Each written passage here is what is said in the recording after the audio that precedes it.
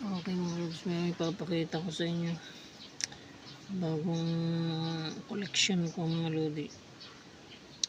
Tinatawag siyang fossil o shark tooth.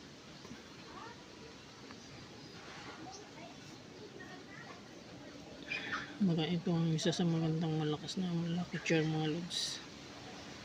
Fossil siya, hindi lang fossil, kakaiba siyang fossil, isa siyang shark tooth or pating. Bali nang galing yun sa sinaunang pating mga lods, sa tinatawag nilang mega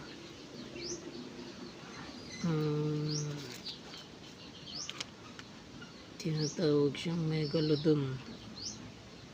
Matagal na itong yung mga sinaunang shark po na malalaki.